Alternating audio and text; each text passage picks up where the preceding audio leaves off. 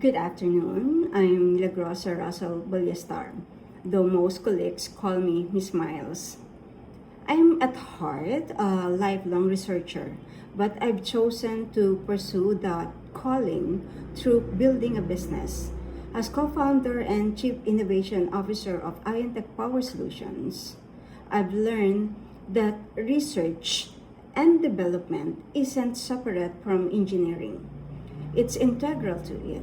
Every client problem is a research question. Every deployed solution is validated hypothesis. The work I'm presenting today began with exactly such a problem. Our client, Japan Radio, through their Pag-asa project, the Philippine Atmospheric Geophysical and Astronomical Services Administration, our National Weather Bureau, came to us with a challenge. How do we protect critical power infrastructure from the same climate events we're trying to forecast? Iontech has maintained a long-standing partnership with Italian equipment manufacturers.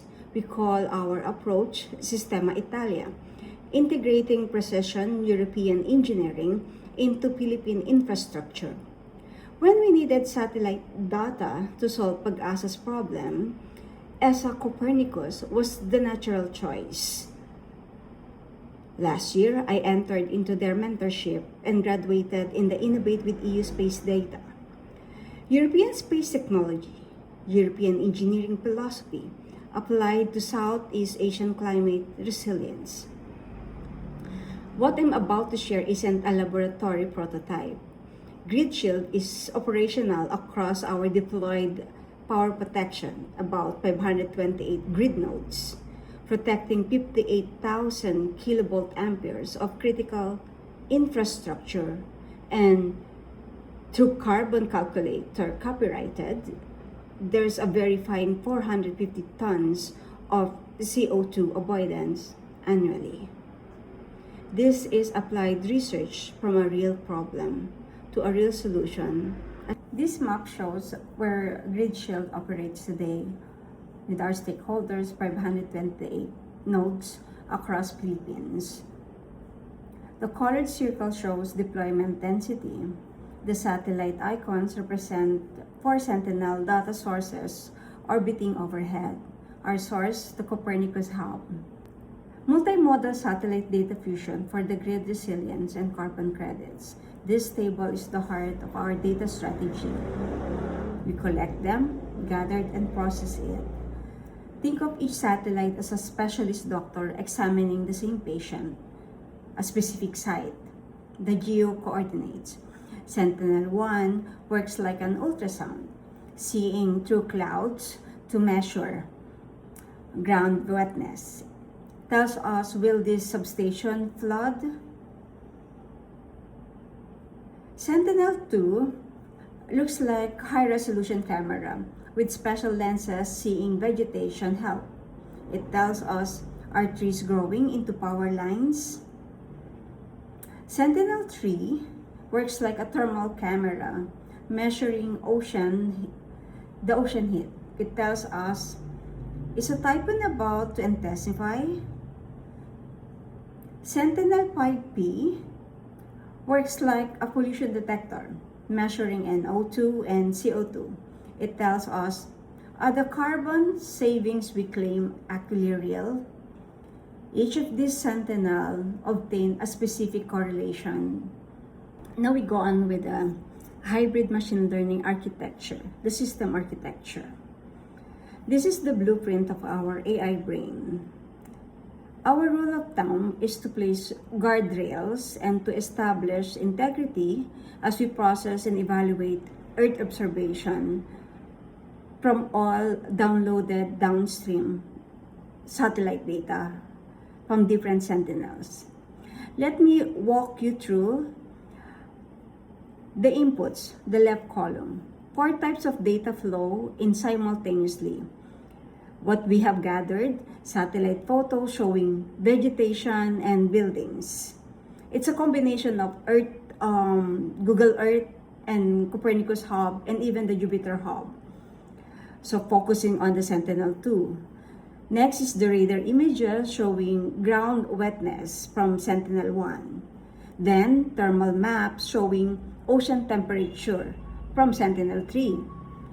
The ground sensors reporting voltage, temperature, humidity every hour. The Internet of Things. It's in our hardware. The equipments that we provide to our stakeholders and clients. The middle, the modules, 3 specialized AR workers that process this data. What we mirror and followed and try to experiment it and process in our research, the CNN ResNet 50. This is the photographer who examines static images and says this location looks risky because of the dense vegetation, land encroachment, and flood-prone terrain. It has a particular fingerprint in every location.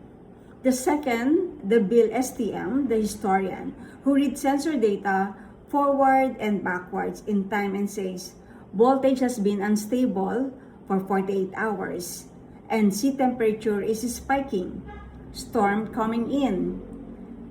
The output, the grid risk mapping, the score can be from 0 to 1. In the next slide, a detailed hybrid machine learning architecture flow. The deep dive. This is the detailed engineering diagram. Think of it as the circuit board inside our AI brain. Key numbers to remember. 512 times 512 pixels at 10 meters. Each image patch covers about 5 km by 5 km. 2048 dimensions, CNN creates a fingerprint with 2048 characters for each location. 128 hidden units. The BILSTM has 128 memory cells, tracking patterns over time. Temporal risk score 0 to 1, final risk expressed as probability, 70% chance of failure. We have this framework. First, we do the grid risk mapping and then identify the grid risk vulnerability of a specific site. And then from there, we come up with the grid risk management or the grid resilience management, where we infuse the right methods to protect and how energy efficiency can be achieved. The fusion step uses a gated attention. Imagine a smart traffic controller deciding which data source gets priority based on the situation during a typhoon. Ocean temperature dominates during dry season. Vegetation encroachment dominates. So all these variables, we collect them and then process it and analyze it and see what is the trend. The Sentinel-3 is an instrument for a comparison. Sentinel-3 is actually a 3 instrument in one satellite. Sea and land surface temperature radiometer, our thermal champion, 500-meter resolution. It measures the ocean heat that fuels the typhoons. This gives us our correlation of 0.89. The ocean and land color instrument measures the ocean color and chlorophyll, useful for the storm surges, prediction, and water quality after floods. This is what happened in Yolanda in eastern summer. SAR radar altimeter measures the sea level with centimeter accuracy, predicting the coastal flooding and storm surges. We combined these 3 through a synergy products, pre-fuse the data package from the ESA, and then feeding directly into the CNN LSTM to process and evaluate and see the trend, the observation. Aggregation model. We call it the cadena, differentiator. So the slide will answer, how do we know when equipment will fail? We utilize the formula C multiplied by T is equal to a negative 2.47 T squared minus 8.93T plus 100 describes equipment health over time. So we try to use what formula that can obtain certain data. The negative quadratic coefficient is critical. It means degradation accelerates over time, not linear decline. The equipment, the hardware, doesn't fall or doesn't fail gradually. It deteriorates slowly, then suddenly collapse. Cadena, or the blockchain, are predictive maintenance protocol. It triggers intervention. It counts how many years. In this case, we were able to obtain 2.6 years before a catastrophic failure. This is the circular economy in action. We extend equipment life rather than replace prematurely, determining their EOL, or the end of life. The thermal data from the Sentinel-3, the SLSTR, feeds this model because heat stress accelerates the degradation of any equipment. We have learned the digital twin, and we try also to practice it and utilize it with the grid shield. This is our dashboard, showing everything working together. The 528 grid nodes monitored continuously. Stratcom, our business partner, is also the one doing this for us, monitoring devices. So it has computed about 450 tons. That's likely 97,000 cars off the road for a year. The R squared, it gives us 0.9847. This is the prediction match reality. So it's about 98.5% of the time. Through the data that we were able to obtain from the NGCP and process it, the national grid, there are about 3,491 grid events validated the model. The 72-hour prediction window, 3 days advance warning, enough for the community to prepare once the typhoon is coming in. A 67 consensus. This is the blockchain that requires 2/3 agreement before certifying any carbon credit. We will be able to obtain the blockchain MRB, monitoring, recording, and then validation within the 72-hour prediction. This is the most important that we want to obtain. The spatial branch, wherein it processes the satellite images, fuse patches from all 4 Sentinel missions, flow into the ResNet, which extracts vegetation patterns, urban density, flood likelihood, and thermal gradients.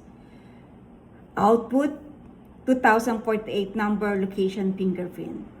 The other side, the temporal branch, or on the right side, it processes time series data, hourly readings from the Internet of Things sensors, the ground monitoring, plus weather data, plus the sea surface temperature feed into the BIL-STM. It reads the sequence forwards and backwards, what happened before, what's likely next. Using the attention formula shown, the output, a temporal risk score from 0 to 1. These are all about research, and we're trying to understand the Earth observation, the downstream. So ensemble, in the center is a fusion. This is the gated attention layer where we decide which brand matters most for each prediction. The dense layer compresses and classifies the risk level. So we practice and able to obtain, or rather practice, a grid risk mapping for every location and 87% accuracy. Then we come up with a carbon MRB, monitoring, recording, verification. Plugs the flood segmentation. Degradation model, that is the bottom line. Equipment health follows. In circular economy, the EOL, end of life, so that there will be a traffic light to determine is it green, amber, or red in predicting failure. Okay, how did we come up with this? We encountered the theoretical lineage of Turing's Bombay that becomes the grid shield. Theoretical innovation, why this is just about ML project or another machine learning project. Turing's Bombay, 1940, during the World War II, broke the German Enigma code using the cribs, known pieces of plain text that constrain possible solution. If you know the message starts with weather report, you can eliminate millions of wrong decryptions. And then Flower, Colossus in 1944, built the first electronic computer to break the Lorentz cipher using similar statistical pattern matching at high speed.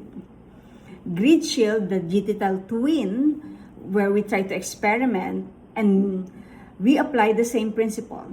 Satellite observations are our cribs, physical truths that cannot be faked. When someone claims 450 tons of carbon savings, we can verify against the atmospheric NO2, CO2 measurements from the Sentinel-5P. The formula that we were able to capture this data represents the dual source crib, two independent truth source, satellite plus ground sensors that must agree before the blockchain certifies any carbon credit. That is the thesis. This is how machine learning turns physical truth into verifiable financial assets. And from this, carbon as the new gold, this is our vision statement. Machine learning in capturing carbon is the new gold.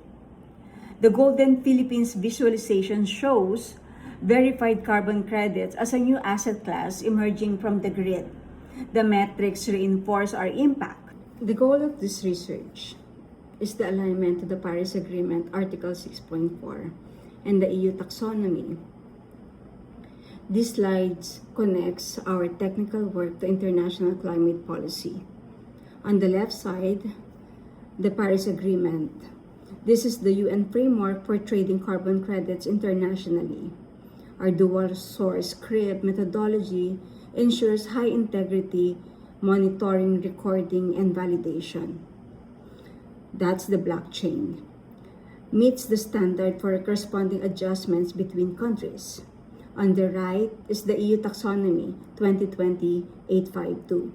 This is Europe's classification system for green investments. Grid Shield demonstrates the energy efficiency through carbon emission avoidance, a substantial contribution to climate mitigation. The DNSH in the circular economy do no significant harm via the 72-hour flood or grid risk prediction. Minimum safeguards through the Cadena predictive maintenance. The hardware.